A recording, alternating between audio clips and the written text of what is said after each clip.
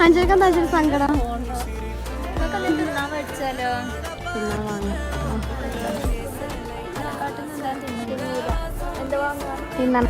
നമ്മൾ ആർദ്ദേശിച്ച് വിളിച്ചിട്ട് വിഷയം പോണ തള്ളെടുക്കോ പിന്നെ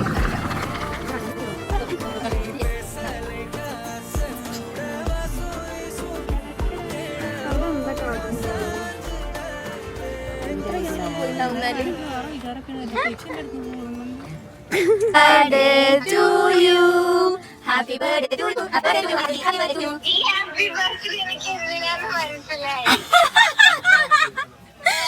മനസ്സിലായില്ല അപ്പൊ